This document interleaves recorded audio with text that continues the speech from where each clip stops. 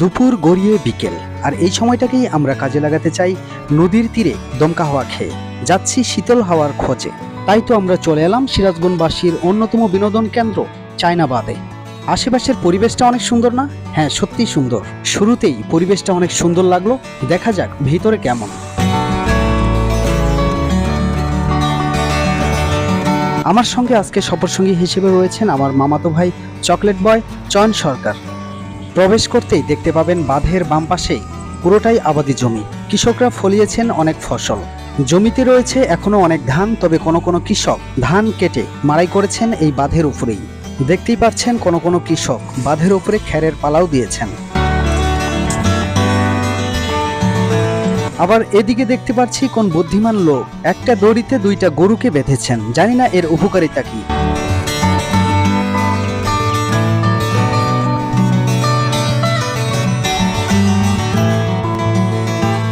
বা এদিকের কৃষকদের ভালোই সুবিধা বলা চলে। এখানেই ধান মাড়াইকরণ, এখানেই শুকানো, এখান থেকেই বিক্রয়, বলা চলে সবকিছুই হাতের নাগালে। তবে এই আবাদি জমিগুলো স্থায়ী কিনা জানি না, কেননা এটা তো যমুনা নদীর মধ্যেই পড়েছে। পানির উচ্চতা যখন বৃদ্ধি পায় তখন তো অবশ্যই অনেক আবাদি জমি পানির নিচে তলিয়ে যায়।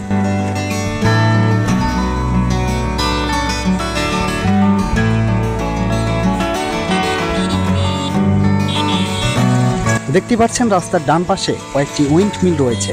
আমরা সেদিকেই যাচ্ছি এবং কাছে থেকে আপনাদেরকে দেখানোর চেষ্টা করব। দেখতে কাছে মনে হলেও কিন্তু একটু দূরে আছে।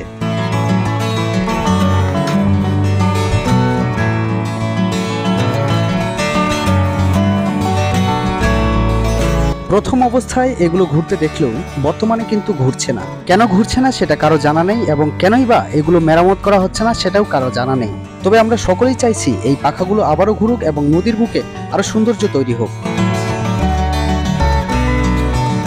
এখানে শুধু বালু আর বালু, এতগুলো জায়গা ভরাট করে রেখেছে। পড়ে থাকা এই জায়গাগুলোতে অনেক কিছু করা সম্ভব। জানি না এখানে কোনো কিছু করার পরিকল্পনা আছে কিনা। বাই দ্য ওয়ে, আমি পরীক্ষা করতে গেলাম উইন্ড মিল কেন কাজ করছে না, উইন্ড মিলের পাখাগুলো কেন ঘুরছে না। কিন্তু সমস্যা আমি ঠিক ফাইন্ড আউট করতে পারলাম না। তবে আমার ছোট ভাইকে পাঠালাম, সে কি যেন পরীক্ষা নিরীক্ষা করছে, কিন্তু অবশেষে সেও বিষয়টি ধরতে পারল না।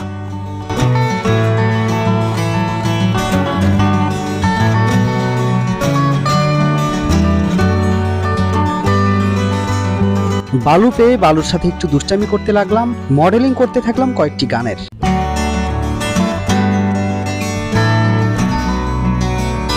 চকলেট বয়ের ছিল আজকে বার্থডে, তাই বালুকে কাজে লাগিয়ে তাকে বার্থডে উইশ করলাম।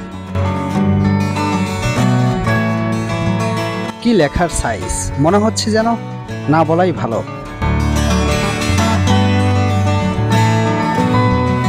অনেক হলো, এবার একটু নদীর পাড়ের দিকে যাওয়া যাক। বাহ, নদীর কিনারায় এসেই একটু ভিন্ন রকম পরিবেশ দেখতে পাচ্ছি। পরিবেশ যেমনই হোক না কেন, আমার উদ্দেশ্য যেহেতু নদীর কিনারায় এসে দমকা হাওয়া এবং শীতল হাওয়া খাওয়া, তবে সেটাই খাবো এবং নিজেকে একটু রিফ্রেশ রাখবো।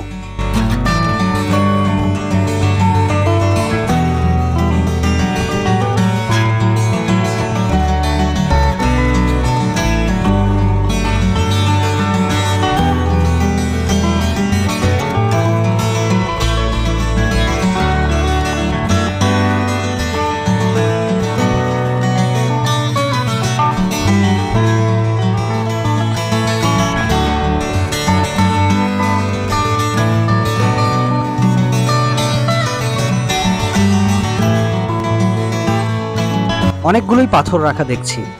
এই পাথরগুলোই নদীর বাঁধকে অনেকটাই রক্ষা করে।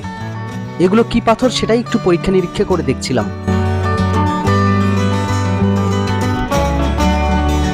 ফাইনালি এবার প্রশান্তির জায়গায় চলে আসলাম। একদম ঠান্ডা দমকা হাওয়া, যা শরীরকে অনেকটাই স্বস্তি দিচ্ছে।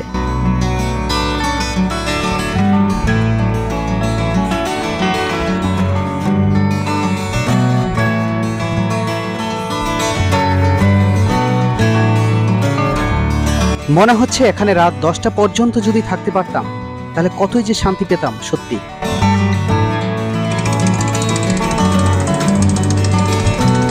অনেকেই কিছু সময়ের জন্য বিনোদন পেতে এভাবে নৌকা ভাড়া করে ঘুরছেন। যা সুন্দর একটা মুহূর্ত।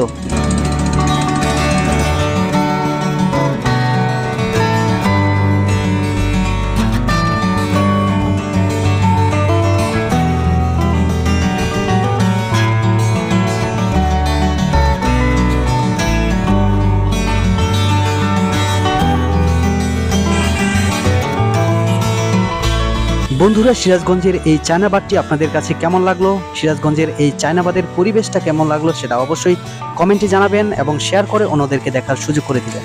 আজকে এই পর্যন্তই, সকলে ভালো থাকবেন। Bye bye.